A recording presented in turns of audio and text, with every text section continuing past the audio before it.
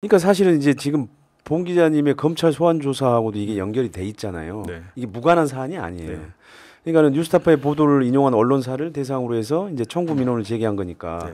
사실상 이게 거의 뭐 이제 윤석열 정부 거의 제 첫 비판 언론이라고 할 수 있는 뉴스타파를 줄이겠다 이런 것으로 볼 수가 없죠, 사실.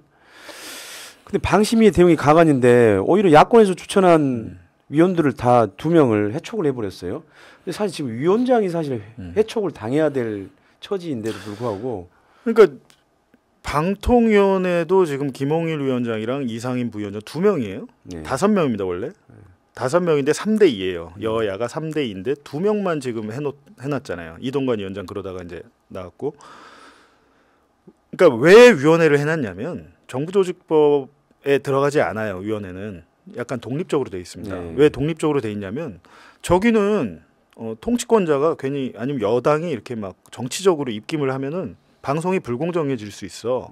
그러니까 방송위원회와 방송통신심의위원회는 위원 제도로 한다. 그래갖고 여야가 추천을 한다. 물론 여당이 조금 더 많죠. 그러니까 다수결하면 여당이 이게 돼 있지만 그럼에도 불구하고 견제를 하기 위해서 야당도 위원들을 추천할 수 있다라는 건데 최민희 의원은 민주당에서 추천을 했음에도 불구하고 대통령이 임명을 안 해서 결국에는 본인이 드롭했잖아요. 네. 이게 무슨 황당한 일입니까? 말도 안 되는 일이죠. 이런 전례가 없어요 여태까지.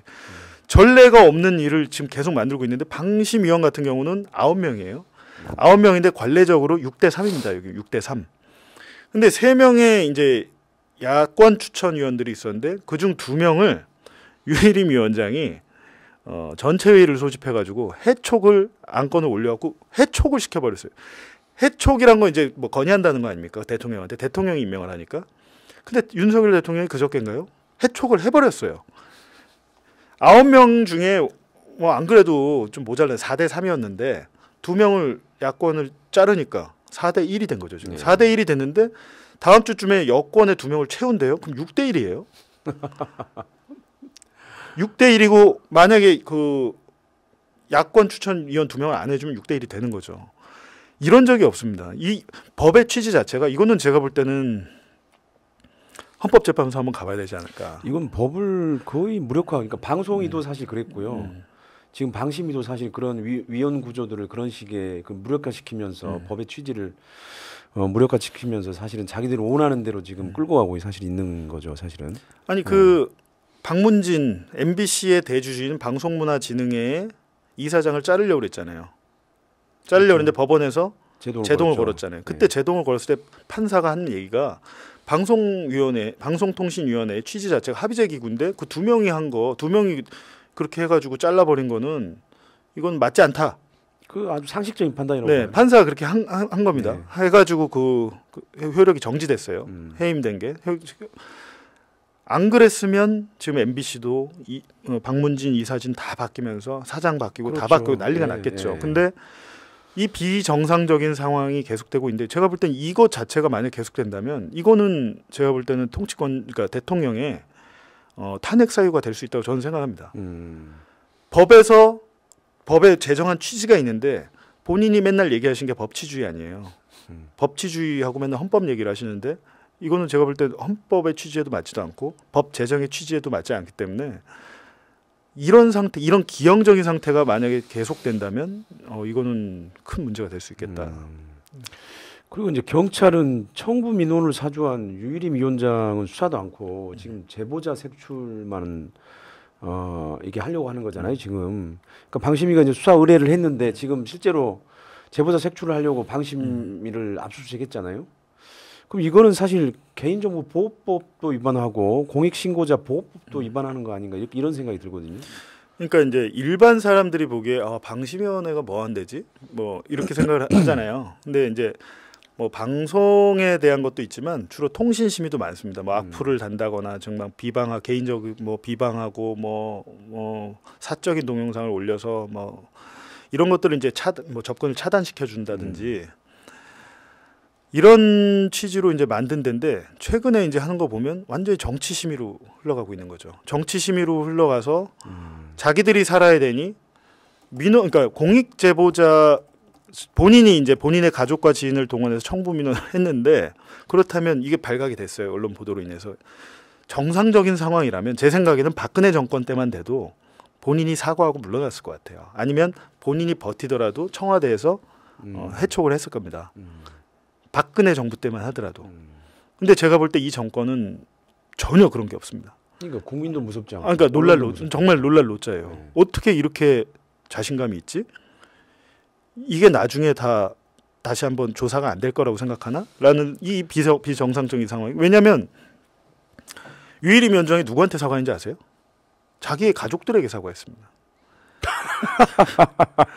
민원인 개인 정보가 유출 대신 민원인들 근데 자기 가족과 지인들이잖아요. 대부분이. 아 자기 때문에 이제 피해를 보게 됐으니 그게 미안하다 이거예요? 그러니까요. 이야 도대체 피해를 본 사람이 뭐 지금 누군데 지금? 아니 그래가지고 사실상 자기 가족과 지인에게 사과를 했어요. 국민에게 와. 사과를 하지 않았고. 세상에.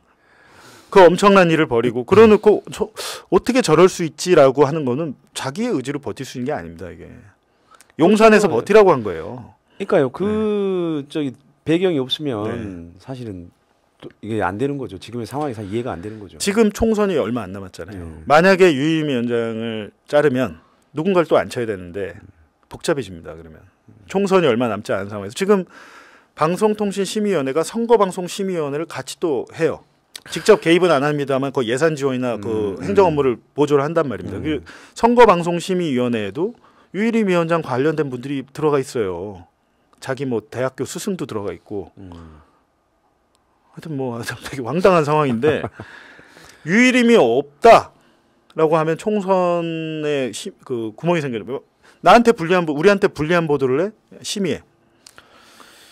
아니 같은 기자 출신으로서 기자 출신이 저렇게 하는 거는 정말 너무 이해가 잘 안 되고. 근데 또 유해림 위원장이 옛날에 쓴 책을 보니까 기자 때 쓴 책을 보니까 가짜 뉴스 뭐 이런 걸 썼더라고요. 가짜 뉴스가 너무 횡행하고 있다. 뭐 이러면서 뭐 하여튼 가짜 뉴스에 본인이 전문가인 것처럼 이렇게 예전에 쓴 책이 그렇게 돼 있더라고요. 그러니까 그 통치 철학이나 뭐 그런 것들은 알겠으나 기본적으로 이제 법대로 해야 될 거 아닙니까? 근데 이게 보니까는 이제 본인들은 가짜 뉴스를 타파하겠다 뭐 이제 이런 생각이 검찰도 있고 뭐 그러겠지만 사실은 저는 앞에 가짜는 빼고 그냥 뉴스 타파를 조지겠다 이런 생각밖에 없는 것 같아요. 근데 어쨌든 방심위 직원 149명이 실명으로 그 유일임 위원장을 이해충돌법 위반 혐의로 국민권익위에 신고했다고 하잖아요. 이게 149명이면은 절반이 훨씬 넘죠. 전체 직원에. 그렇죠. 한 200여 명 된다고 하더라고요. 200여 명 되는데 그러니까 유일임 위원장은 그 방심위 내부에서는 사실상 직원들한테 탄핵된 상태입니다. 직원뿐만이 아니고 고위 간부도 제가 연락하는 고위 간부도 같이 일할 수 없다 이런 입장이에요. 그러니까 대부분의 상식을 가진 사람들은 당연히 그렇게 생각할 텐데 오죽하면 그 방심위 직원들 149명인가요? 네. 이분들이 자기들의 실명을 써서 그러니까요. 내가 공익신고자다. 그러니까 나도 수사해라.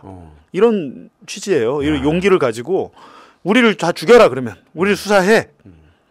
하고 그러니까 실명으로 국민권익위원회에 신고를 다시 한 거죠. 앞전에 했을 때는 비실명으로 했는데 실명으로 해버린 겁니다. 만약에 공익신고자를 처벌하고 그 수사를 할 거면 우리를 다 해. 그러니까 굉장히 지금 방심위 직원들이 이례적으로 강경하게 투쟁을 하고 있는 거죠. 지금 이런 데가 별로 없습니다. KBS 어떻습니까? KBS 박민 사장 오고 나서 KBS 뭐 노조나 뭐 어떤 뭐 투쟁하거나 뭐 시위하거나 뭐 조용해요. 옛날 같았으면 뭐 출근 저지 투쟁이라도 했을 건데 전혀 없잖아요. 조용합니다. 네. 거기는 아마 이제 그게 되게 겁주는 거거든요. 수신료 문제 때문에. 하면 수사해. 압수수색할 거야. 봤지. 제 뉴스타파 봤지. 우리가 바로 압수수색하고 출국 금지 시키잖아. 그러니까 이제 본보기 뉴스타파는 본보기 그렇죠. 본때를 당하고 있는 거고. 네. 예. 근데 뭐 겁낼 게 없어요. 또 해보면 기자로서 또 경험 삼아 괜찮습니다. 압수수색 안 당해보셨잖아요. 그러니까 저는 사실은 뭐 제대로 기사를 쓰는 기자라고 하기가 좀 어렵네요. 아니 그때 그 김건희 여사 관련해서 그 후보 때 저는 보도 많이 했었잖아요. 저는 경찰에서 다 무혐의 처분돼 가지고요. 그러니까 뭐 저는 압색을 생각을 못 합니다. 예. 근데 뭐 당할만 하고 뭐 한 번 당하고 두 번 당하고 세 번 당하면 점점 더 뭐 익숙해지긴 하겠지만 다만 제가 혼자 산다면 문제가 없겠죠. 근데 가족들도 있고 아이들도 네네. 어리고 하잖아요. 그리고 이 압수수색이라는 게 꼭 필요한 것만 가져갑니까? 그 사건과 관련된 건 가져가지 않아요. 전부 다 털어서 A 사건으로 수사를 시작했다가 그 사건은 B, C, D, E, G, F가 돼버리죠. 그렇잖아요. 쌍방울 뭐 이재명 저 대표 변호사비 대납. 대납 사건. 그러니까 그런 네. 것들이 그렇잖아요. 변호사비를 쌍방울에서 뭐 수억 대 변호사비를 대납했다라는 그 고발로 시작된 수사가 지금 대북 송금 수사가 돼 있습니다. 북한에 돈을 줬냐 안 줬냐 뭐 이거잖아요. 방북 비용을. 야, 요술방망이에요. 그러니까 그런 것들이 압수수색의 무서움이죠. 네, 검찰의 요술방망이. 권익위가 근데 제대로 그렇게 직원들이 실명을 걸고 신고한 거를 과연 조사할 수 있을까요? 권익위도 사실은 지금 문제가 있는 거죠. 전혀요. 전혀 제대로 조사할 수 없다고 저는 생각합니다.